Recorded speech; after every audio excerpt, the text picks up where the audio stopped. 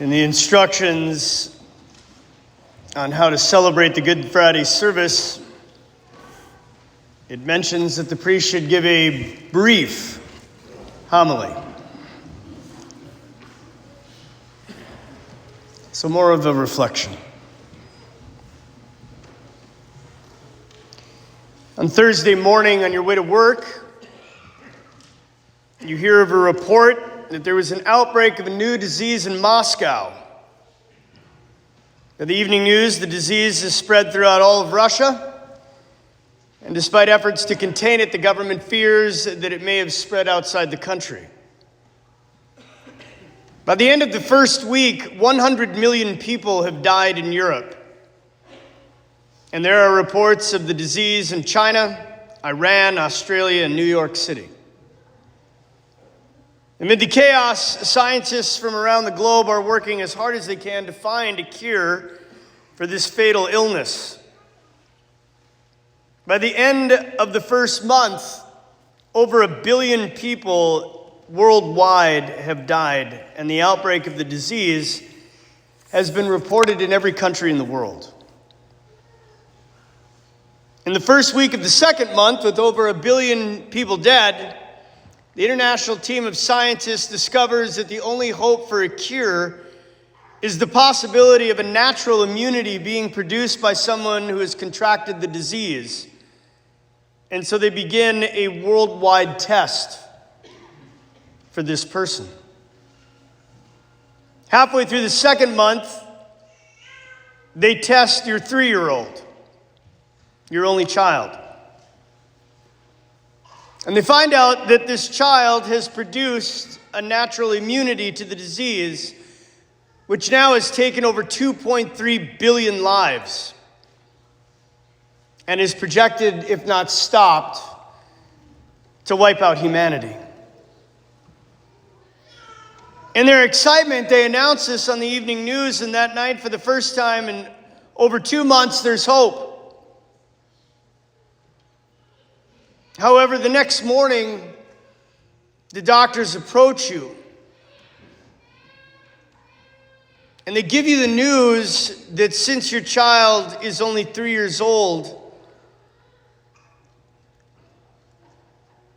that it will take not just a little of his blood, but all of his blood to create the vaccine that is needed. As you hold your child's hand,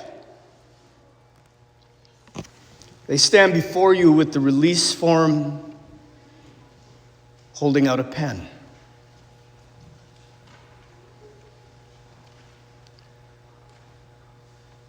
And so I ask you,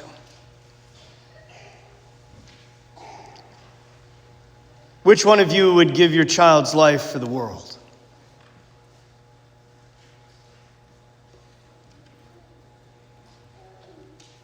Would you sacrifice your child who has never committed a sin for the life of the murderer, the thief, the rapist,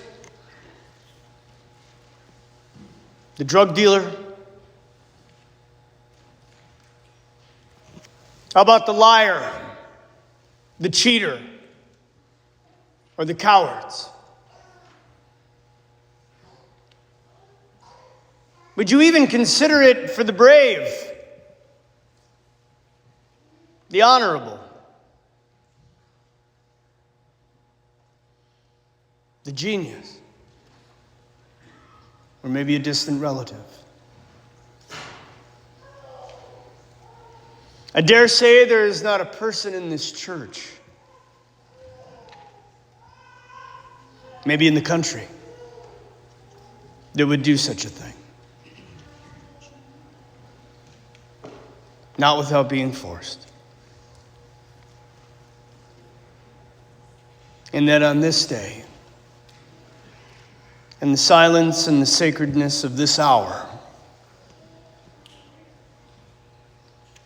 we remember that this is exactly what our Father in heaven did for us.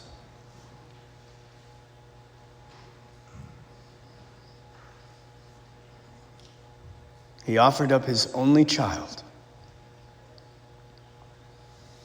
so that he could be the father of many. And without the sacrifice of his son, there is not one person on the face of the earth that has ever lived that could have entered heaven. All of us dead for forever. No hope. No salvation. Everyone eternally damned.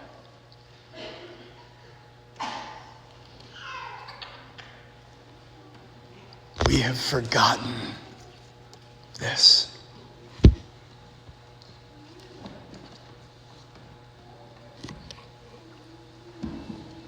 As we come tonight to venerate the cross,